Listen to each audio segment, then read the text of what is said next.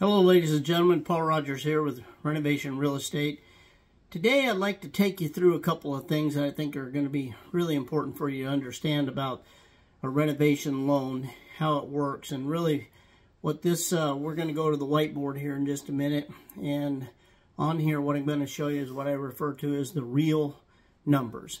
There's been a lot of misconception when folks are out there and they're talking about renovation loans. There's a lot of disinformation. In other words, people who don't know the loan and don't know how it works. Naturally, they want to tell you, oh, it's not a good loan, don't do it, it costs too much money, it takes too long, it does all these factors that go into play. Well, today I want to show you what the real numbers are. So why am I doing this? Okay, the first reason I'm doing it is a real estate agent. I want to be able to provide you with the best information possible, how to make the best decision possible for you and your family. And you need to know how your money works and how this program actually works. And so with that, let's go to the whiteboard, and we're going to start out today, and I'm just going to go through these numbers with you a little bit. And we're going to use some real life numbers. And oh, by the way, don't, as we go through these numbers, do not think for a minute that these numbers don't use them. What I'm trying to say here is don't use them to rely on for a loan. Now, with lending, before we get to the whiteboard, I know you want to go there, but hang on just one second.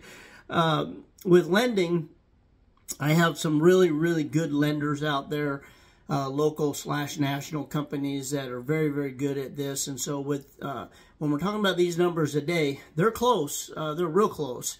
But don't rely on those for your loan factor. There's a lot of things that go into it, such as your down payment, what the taxes and the insurance are on the property, those types of things. But this is just going to give you an overall good, rough idea about, again, how the program works. So, again, here we go. Back to the whiteboard. All right, so here we go.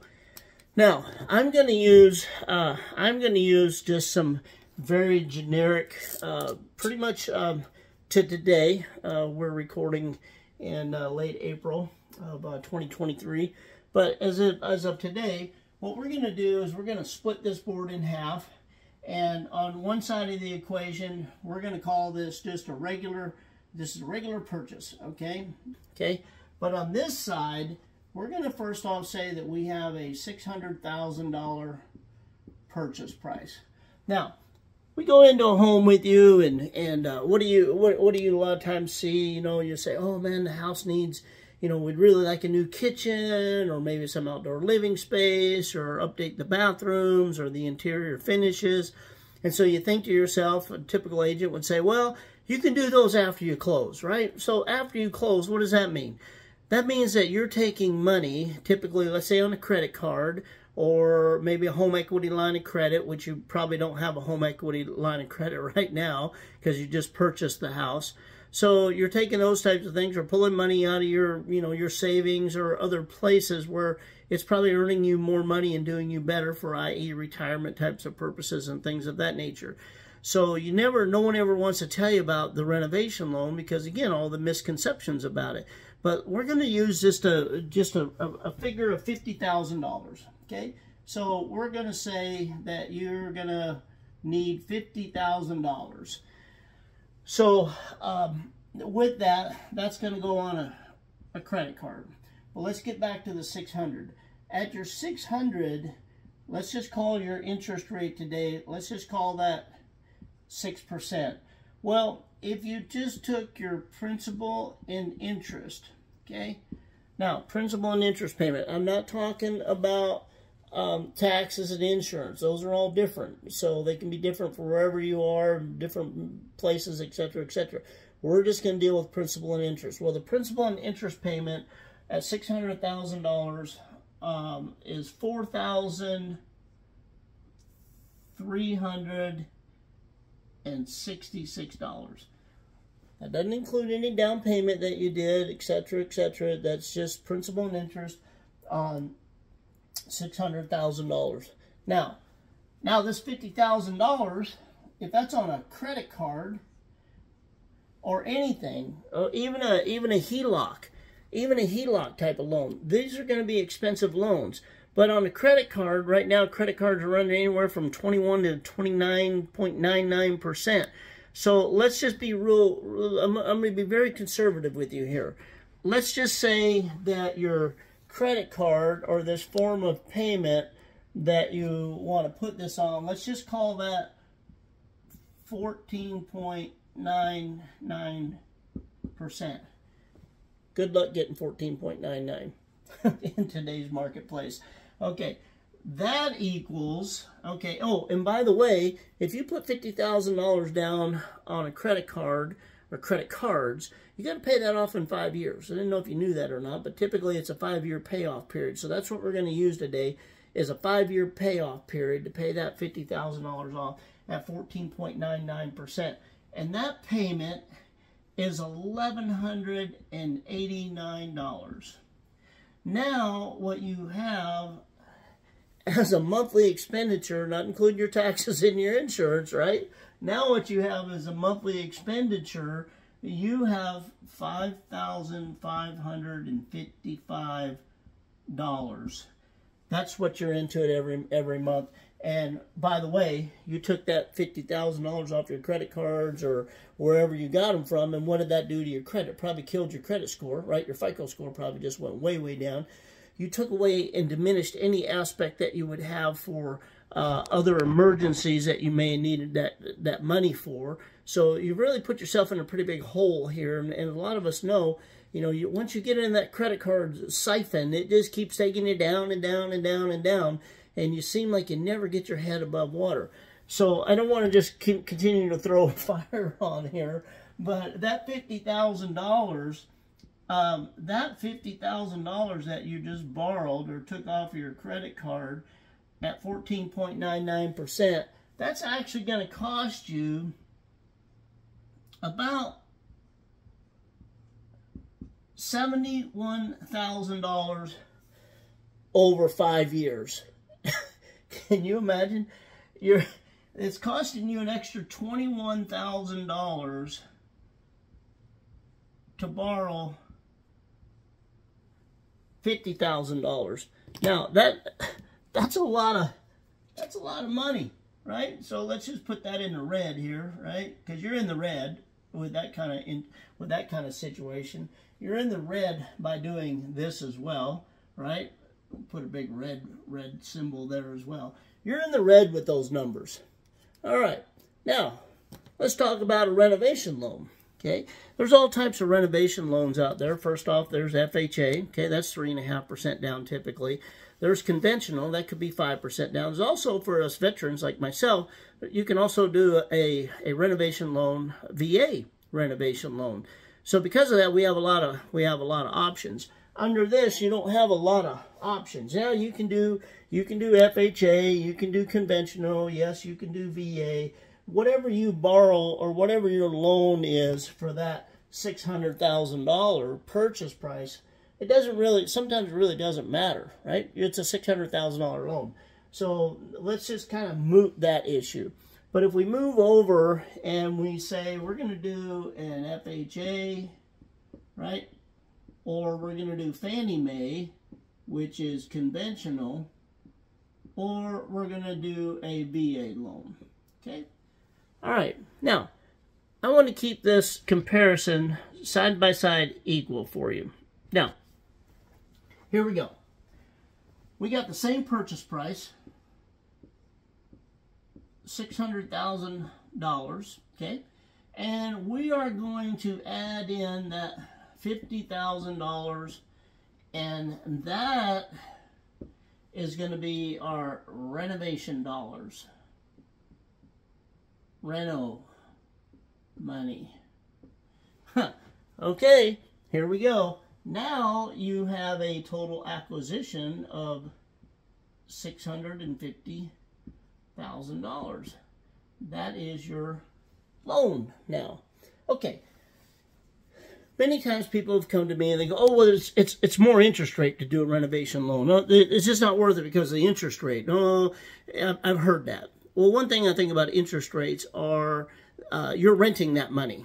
Okay, if the interest rates go down, whether they're on this side or this side, you're probably going to refinance out of this and get out of that interest rate and lower the interest rate. But let me just go with the pundits out there, and let's just say, okay, I'm going to just say that interest rate over here, not 6%, but I'm going to say we're going to do 6.25%. Now you're probably thinking to yourself, Paul, 6.25%, that's another 1/4% higher. I know it is, okay? Bear with me here. When you look at this, you know, this is what normally scares people away. They go, well, it's a higher interest rate. I don't want to do that. Well, I'm going to give you some other factors of why this is important. Okay, now, at 6.25% on a $650,000 loan, your mortgage payment, now again, your principal and your interest, is $4,785. Okay, $4,785. That's your principal and your interest payment on a $650,000 note. But with this, what you are getting is you're getting those things that you want to have done to the house. You're getting your kitchen, or you're getting your bathroom, or your outdoor living space, and it's all incorporated, and you want to talk to your tax people as well, but you have tax benefits and write-offs, where in this particular case, unless you sell your house, that $50,000 that you put into there, that's not, you can't write that off until you actually sell your house. Again, you want to talk to your, to your professionals, your tax accountant and people of that nature, but normally that money, you can't write that money off until you sell your house. Well, in this particular case, you have your mortgage, your mortgage interest every year. That's part of the mortgage interest that gets shaved off. And also think about this, and which probably a lot of folks didn't know either. Try not to stand in the way. I'm sure you're probably wondering about these numbers up here. We're going to get into a little bit more here. Although with the renovation loan, when we do the appraisal, when the appraisal is ordered on this, it's ordered on what we refer to as the after improved value appraisal. In other words, what all the property is going to be worth, and we haven't even started working yet, but they're looking at what it's going to be worth when all the work is done. So normally that after improved value appraisal is way up there. I've seen after improved value appraisals come in anywhere from $10,000 over to $100,000, $150,000, $200,000 over. And so why is that important to you? With any loan, unless you put more than 20% down, if you have less than 20% in equity, and we're going to refer to 80-20, loan to value, LTV, if you have less than 20% in equity, you're going to have mortgage insurance. Now, with this type of loan, if you have a higher after improved value appraisal already, you're probably going to reach and sustain that 80-20 mark a heck of a lot faster than if you were to do this type of loan, right, for that $50,000. Why? Because no one ever told you, well, now you put the $50,000 in, you got all this money, all this right here, then you're going to try to think, well, what's my property valued at? We're going to give you a pretty good idea over here, and we're going to get you out of that mortgage insurance. Well, typically on this type of on these types of numbers, it's going to be roughly about $275 to $300 a month, somewhere in there. So if I can get you out of that MI, mortgage insurance, quicker, then again, what's better for you? Now, okay, so we know the difference in the payments. Now we got 55, 55, right? So we're going to take 55, 55, and we're going to subtract 4785 basically from that, basically $770. That's going to be $770. That is your savings right now. You didn't take the $50,000 off your credit cards or anywhere else that you got it. You're going to have a higher after improved value appraisal. One day you're probably going to refinance out of this the same way you'd refinance out of this. So moot those numbers out of there. Again, I'm trying to be very conservative, give you 6 1/4 instead of 6%. But the difference, and now you got your credit card intact. You have a lesser payment, and you have all of your resources, and you have all your improvements done. Now, check this out. if you were, for example, to take that $770 a month that you're saving, and if you applied that to the principal of your mortgage, you apply it to the principal of your mortgage, you could pay off your mortgage 10 years early if you just continue to take that $770 and applied it to the principal of your mortgage payment. You could pay that off 10 years earlier. You think you're going to pay this side off 10 years earlier? Probably not. So ladies and gentlemen, when we're talking about the real numbers, okay, that's what they look like. All right. So again, as your real estate agent, what I want to do for you is when we go to look at houses for you, sometimes we actually don't look at what you're fully qualified for, right? We may start just a little bit less, find a little bit less of, not less of a house, but find the house that's in the neighborhood that you like, that's in the school districts, has all the accoutrements and all the features and benefits that you want, but it may be the ugly duckling on the block, it may need some work, and so I want to start there with you, and when we get to that point, and we're looking at, well, we want to do some improvements, well, who better to represent you? So ladies and gentlemen, you can take a snapshot of that. You can give me a call. You can hit the like button here. Follow me. I have a lot more tutorial videos, more educational videos out there for you to look at. And if you have any questions, reach out to me. I'd be glad to talk to you at any point in time. But once again, these are the real numbers. And I appreciate the time that you took today to basically bear with me through all of this. So thank you again, Paul Rogers, renovationrealestate.org. Thank you.